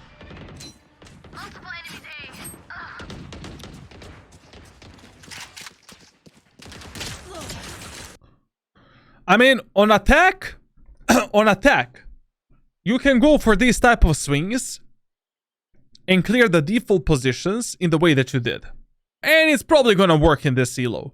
But on defense, why swinging these type of positions where there can be 5 enemies looking at your face without a flash, without a single utility, without jump spotting the enemies?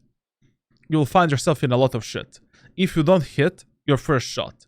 Like, it was just lucky. Not lucky, just these guys are terrible. That you didn't die there. Like here. If the enemies are pushing a main area of the map, we cannot go for the dry swing. We see 3 enemies on the minimap up there. 3 enemies right now can be looking at us in this position, city position. Realistically speaking, we should be dead. So, if I want to engage the enemies here, I need to use some kind of a layer. Flash, you know, down here or down here, then go for the swing. That's it. Or I need to jump spot the enemies, see how many enemies are there, maybe try to kill an enemy here or jiggle pick the enemies, and then reposition towards the site.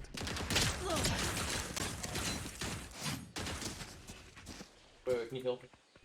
This type of shits won't work long for you. Like, this type of plays will maybe work like, you know, you're not gonna get punished for this type of plays, maybe until Platinum, but after Platinum, you're gonna be dead here. Heal up, squad.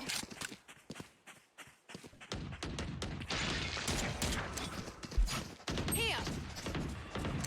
Careful. Oh, finished. Oh, sorry guys for that. Just a second. We kind of fucked up there. I done goof. Just a second, just a second, just a second.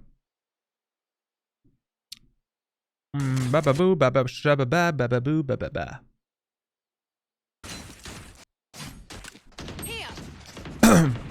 Careful. Oh, Okay, that was fine. I mean, this is fine. Like, to be honest, there's nothing better he could have done. Like, in that example, he got just shit on by the Rays. Like, Rays hit the head. End of the story. but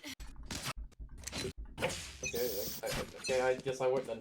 Don't really need to like it. If you're playing Reyna, it's never worth it to buy only a light shield and play a stupid classic pistol.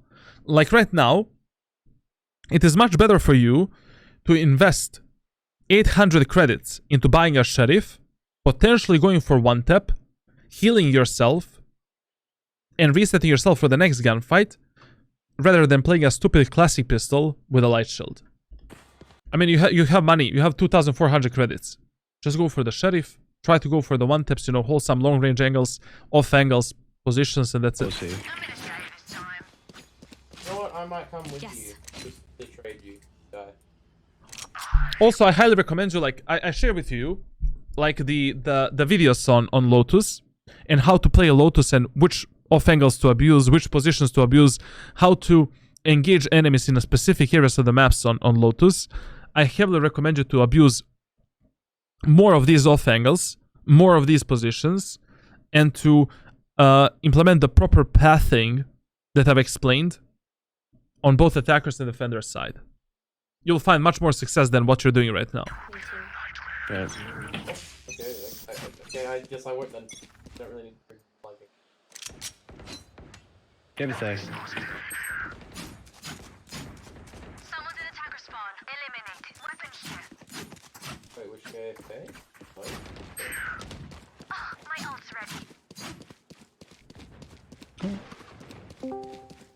Wait, how do I? Oh my god, wait. One's pushing me. Yo, it's Who good. has windows? Oh, W.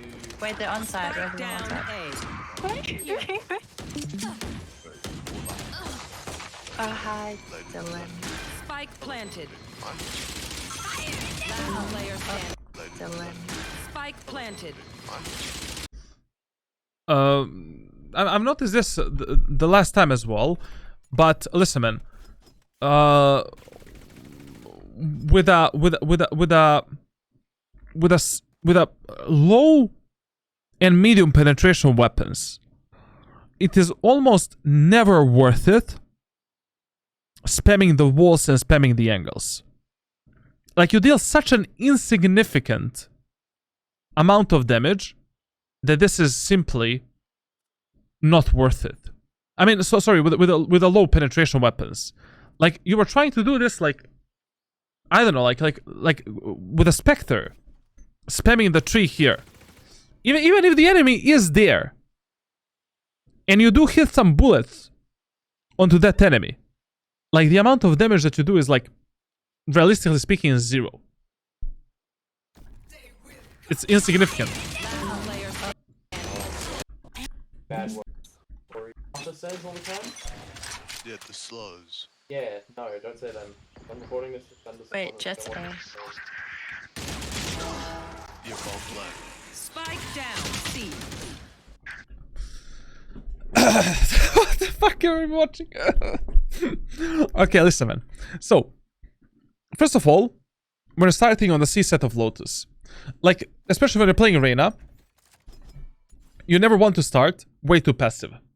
Like, basically, it's always better to go for a potential kill or just to reveal the enemies rather than starting on the side. Like, you need to be ready for this. Like, basically, you want to start your round either by jiggle picking this angle, holding some kind of an off angle and getting away with a kill. If you don't kill the enemies, it's fine. Just reposition yourself with a flash, go back into the site. Or the bare minimum that you should be doing is jump spotting the enemies and getting the intel for your teammates. Now, holding this type of position with Reyna is okay if you're confident in yourself to get a kill. But as soon as you get a kill, you need to reposition yourself towards the site and towards the safety. Now, when it comes to your game decisions in repositioning, they're way too slow, and you need to be a bit faster with them. Like, basically, after every single kill that you get with Reyna, you should instantly devour yourself, or just reposition, reset yourself for the next fight, and take the next fight for another off angle, or another position that works for you. Now, basically here, after killing that Phoenix, you should have just overhealed yourself for a second, escape here, hold some kind of an off angle that enemies might not expect in these lobbies, take another kill, escape. Or maybe go at the backside, wait for the enemies to engage you, flash them like this, take another kill, escape with 2 kills, you made the numbers advantage. But generally speaking, in the lobbies where you're playing right now, I would heavily recommend you to be a bit more disciplined when it comes to playing on the numbers and when it comes to playing on the refrag and retake potential. Now, basically, as soon as you make some numbers advantage for your team, your primary focus in these lobbies should be preserving the numbers and playing the refrag game. It should not be taking more kills. You should not be killing all of the enemies. Like, it is humanly impossible for you to kill 5 enemies every single round. You make a first blood. You make the numbers advantage. That's it. Your job is done. Yeah, no, don't. Stand. That's crazy. Ooh, you got revived. Had this cam on you. Yeah. Ali's cute. He's cute. One enemy remaining. Last player standing. Waterfall. Back up, buddy. That's my territory. Okay. Okay. Bad. I have like. You can buy your Joy Sky if you want instead. Now this actually makes a lot of sense. Now I actually see, like, basically, he has extremely high headshot ratio with a Vandal. But his ADR, average damage per round, and kill per round is much lower than with Phantom.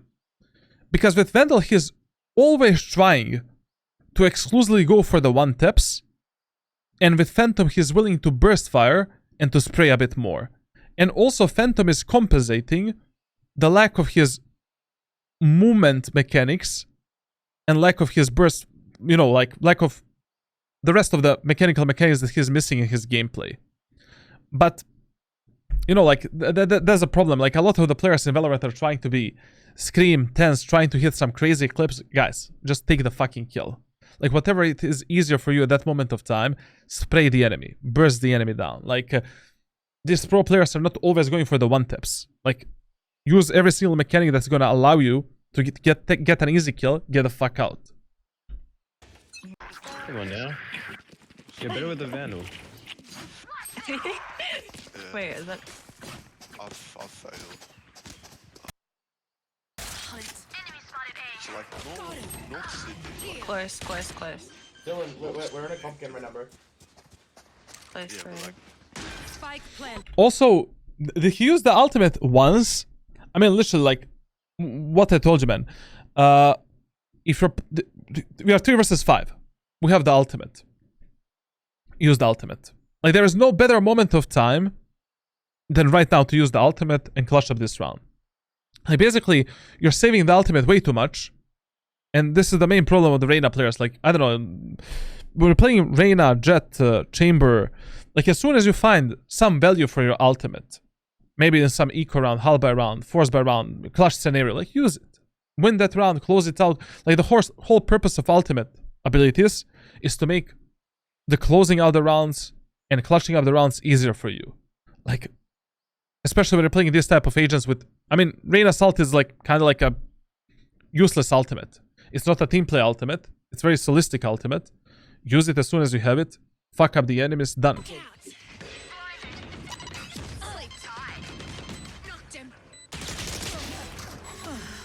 Okay, we might clutch this round anyways. Okay, we know that Raze is stuck at the backside. Let's use a pop flash here. Let's support our teammates that are pushing it. That's another thing, like, when you're playing Reyna, don't only focus on using the flashes for yourself. If your teammates are taking the space somewhere, if your teammates are going in front of you, use the flashes to distract the enemies and to help your teammates as well. Don't be selfish. We know that the Raze is down there. Flash here, allow your teammates to cross in, kill the Raze, done. One drop. One enemy remaining. Okay, Raze actually disconnected there. I mean, she went into the tree. Okay, good. Either way, I'll buy you next round if you die. Yeah. it'll be like 2 days. Be like 2 I days trust if you, you man. I want trust more. you. Diamond deep. But, you know, so... This position here is very dangerous, man. Like, these type of one and done angles, off angles, I personally wouldn't play. Like, this is okay to play maybe with Operator, but with a Vandal and Phantom, like, you just don't know what's gonna happen here.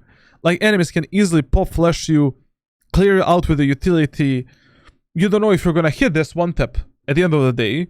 It's much better to hold some kind of a common angle here, jiggle pick the enemies, potentially get a kill, then reposition to the site, and that's it. Like, basically, when you're playing on a defender side, like, what you want to do is you want to take as many 70-30 gunfights before you end up in some kind of a 50-50 gunfight. Like, you want to go through as many different off angles and common angles before you actually commit yourself to some kind of a fight where there's nowhere for you to escape anymore. Like, where you need to literally commit yourself to the fight. Basically, like, you would just like riz someone out. No, you have to just like riz someone out, and then like, Here. cause like I was rizzing this girl that I met online. Yeah, Yeah. and like Phoebe. she kind of fine. Like, I'm not even gonna lie. Like, I'd give her like a solid 7.5 too. Yeah. Spike down Like, exactly. And then I'm trying to like ask her like where she...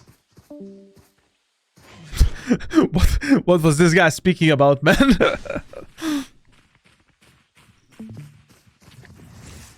in sight. One enemy remaining. Spike down A. Wait, where was she? He moves a lot. ADHD Reyna, absolutely, man. Absolutely.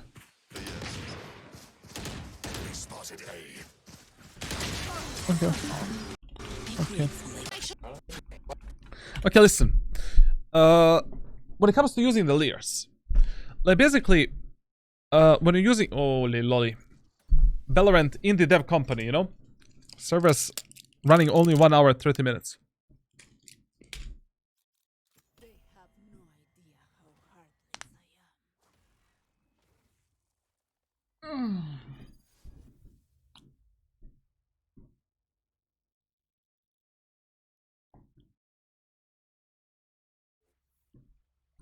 Just a second. Let's talk about the flashes. It doesn't matter what this place used to be.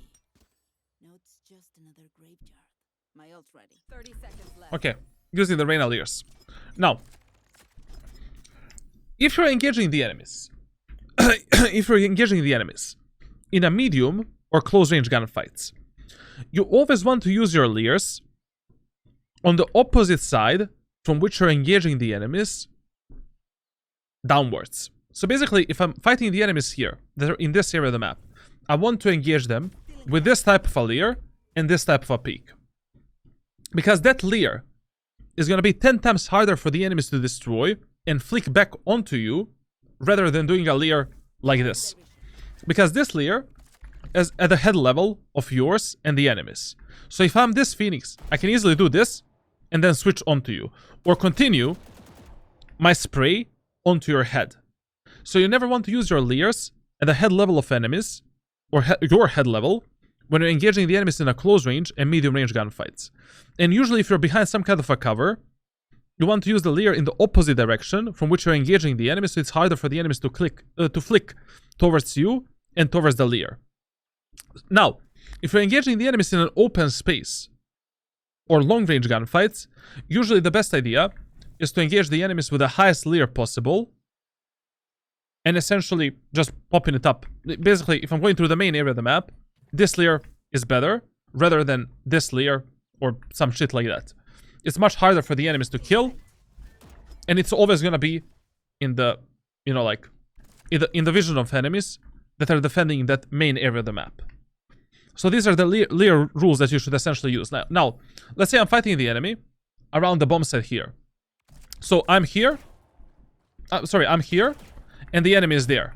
For an example, if I'm swinging that enemy on the left side, I'm gonna use my layer on the right side, like this, downwards towards the ground. So I'm gonna do this or this. Bam, bam. So it's much harder for that enemy to kill the layer and to flick towards me. Now, if I'm fighting that enemy, let's say I'm peeking the enemies in the A main area of the map, I'm gonna use a layer like this and then peek the enemies downwards, far off from me at that moment of time, so the enemies need to flick more. And generally speaking, bottom to top movement, bottom to top flick is much harder for 99% of players than top to bottom flick. Like when you do a layer like this, it's much easier for me to destroy that layer and pull my mouse downwards rather than destroying that layer and pulling my mouse upwards. But the main rule here is that when you're fighting the enemies in close and medium range gunfights, you never want to do a layer that he did. Like, this is absolutely stupid. Because this flash is literally on your head level. It's very easy for the enemies to destroy the flash and then shoot you back. Stupid. Also, man, like, come on. If you already have the ultimate to clutch the rounds, to win the rounds, enemies are pushing you, use the ultimate, win the round for your team. Fuck it, you know, there is no reason. Like, you didn't use the ultimate for 19 rounds. Up until now, you could have had like 4 ultimates, maybe 5, I don't know, like, it's only 6 ultimate points. If you can win the round, make the numbers advantage, stop the enemy's push, or clutch up the round for your team, use the ultimate. One day. 1A. There's no perfect moment of time, basically. It's 2A. All of these situations is the perfect moment of time for Reyna to use the ultimate. Yeah, the other things are. I love the jump spotting from the race. This is. And you're finding yourself a lot in these one and done positions. Like in positions where you have zero cover, zero advantage over the enemies. You're not playing any off angles, like basically here. Okay, I decided I'm gonna start my round, I don't know, in the pit here and wait for the enemies to come. But if I wanna fight the enemies in main, I need to go all the way back here and fight them from this position. Now Phoenix peeks me. I don't take a kill from the first one burst fire or two burst fires. I reposition. Now I can use my Leer down at the ground here, like this. Peek again, bop, bop, bop. Take a kill, get the fuck out. Now we can reposition on the tower. Then from the tower, enemies push into the site, no problem. Using the Leer here, bop, bop, bop. Like, you need to find more cover for yourself, for your body. You cannot only rely on your mechanical skill that you're gonna take a kill and then devour yourself out. Like, if you're only playing the game in this way, you'll find a lot of you'll find yourself in a lot of shit on a defender's side.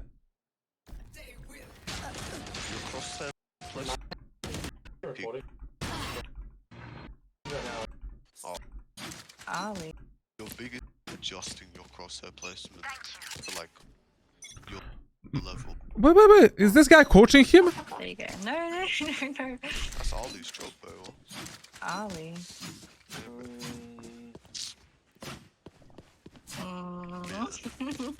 You don't probably like your biggest thing that you should like focus on improving on, like mid game, Can someone is get probably this? like adjusting your crosshair placement.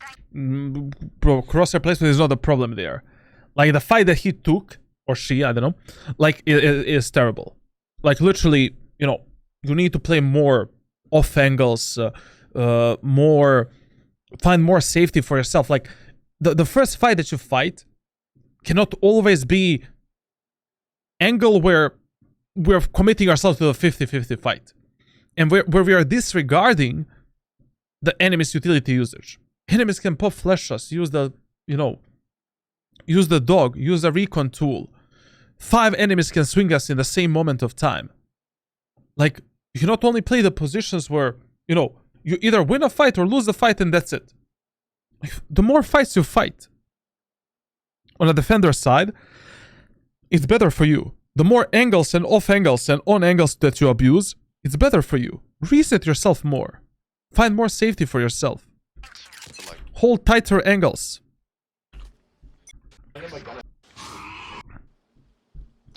Like, once again, look at this. What is this positioning? I mean, yeah, he has a support of the sky and all of that, but bro, like, this is, you know, way too risky. Like, Fate can dog right now, Phoenix can pop flash, we were dead. Yeah. Here. Why didn't you shoot that? I didn't have my gun out. Alright now. I was gonna run because I didn't know. Bye bye. Goodbye, Dylan.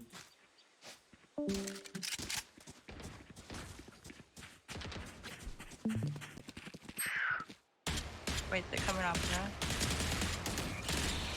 But the burst firing and spraying is definitely not your thing. Okay, I think after this VOD review, I'll share with you like a specific training example and training routine that you're gonna follow for the next 3 months. So until the new year, I want you to follow that training to the core. It's not gonna be anything special or, I don't know, like anything too hard to perform, but we need to fix some of these basic mechanics and to make a bit more versatile player for every single scenario.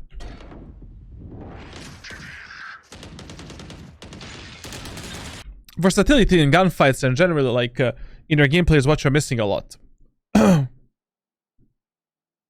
For Lotus, we can play more aggressive and take the angle near the orb. No, absolutely. Absolutely. Like if you're playing B side, It's absolutely fine to start your rounds like this, you know?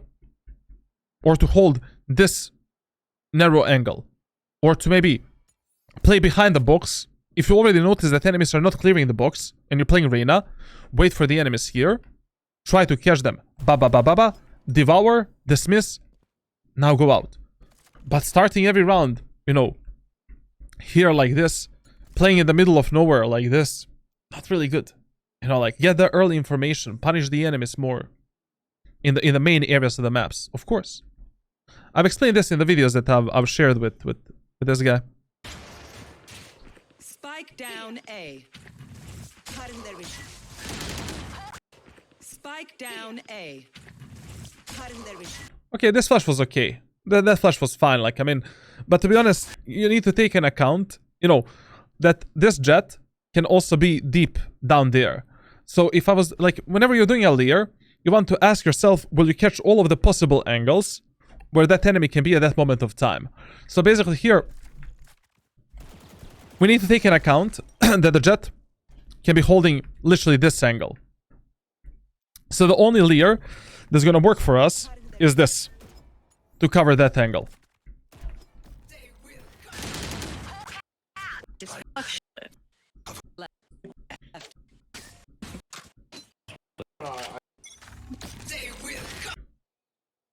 Yes, sir. I don't know if I like this, but still better than what we played previous, like, 10 rounds. They're playing default, aren't they? You know, the only thing that I wouldn't do in this example, so okay, enemies did push B a lot of times, and, you know, going for this aggro play made up some sense, but the only thing that I wouldn't do here, I wouldn't make this many footsteps. Like, I would have chilled a bit. Like, basically, you know, the round starts, I would have used the ultimate, walked a bit, and wait for the enemies to push here. Or maybe use a flash there, go for the peek, get out with a kill, and that's it.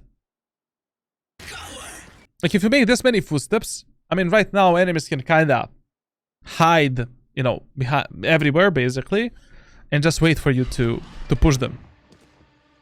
They're playing default, aren't they? Plus, when the enemies in these lobbies hear your ultimate as a Reyna, like, chances are really high that they're gonna lose all of their confidence to push something. They're just gonna wait for you, probably. Bro, is that Michael Jackson? Asking for the autograph, man. What? Michael Jackson is in Valorant? Special Reyna skin. They're playing default, aren't they? The guy moonwalked on him, man.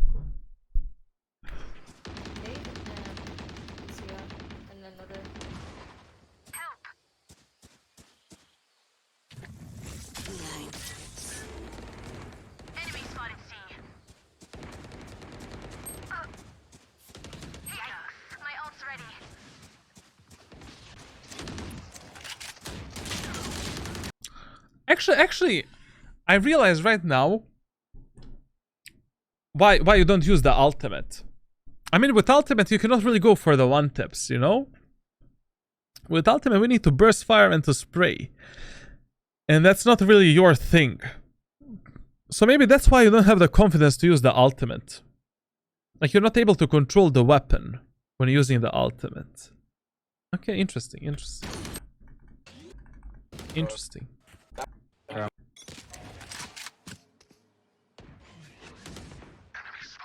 It's on B. But why? What? Like, I don't get it. Like, what is the difference between you? Like, what is the difference in surprising an enemy between you holding this angle and holding this angle, or holding an angle like this? Like, there is absolutely no difference in terms of the surprise factor. Like, you're not surprising anyone by holding this position. It's still a common angle, you know, like, enemies are clearing that spot there. I mean, they should be clearing it. But this is 10 times safer for you and better for you to hold the angle like this or to hold the angle like this, rather than just standing still in the middle of nowhere waiting to be pop flashed dogged out, revealed, or some shit, or 2 or 3 enemies peek you in the same time. Like, I don't get it.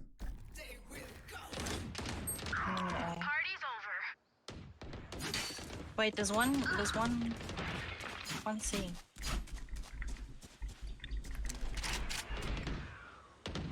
They're gonna come B. Smooth criminal, huh?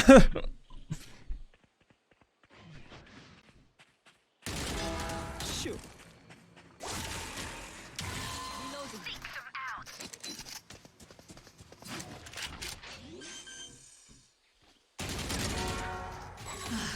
Spike down A. Interesting wall. Spike spotted A.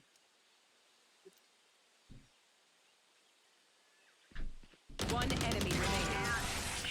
Okay. Overall conclusion is that number one, I think Reyna is okay for you, but I feel that you should definitely be experimenting with other agents a bit more, considering your utility usage, considering your positioning, your angle holding. I feel that you're gonna have a lot of the problems once you reach Platinum Elo if you only play Reyna. Like, I would definitely recommend you to, beside playing Reyna, experiment a bit with Omen, with Jett, with Phoenix, with Raze, any of these agents essentially. I feel that Reyna is definitely not going to help you with anything, especially because I feel that you're going to build a lot of bad habits when it comes to overheating and not being punished as you're going to be punished with other agents. And Reyna falls off greatly as the ranks are progressing.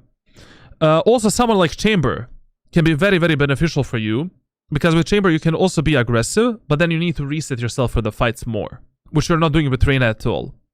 When it comes to mechanical skill and mechanical problems, I'm just going to share with you some training routine to follow for the next 2 or 3 months, and I feel that, you know, all of these mechanical problems are going to be fixed.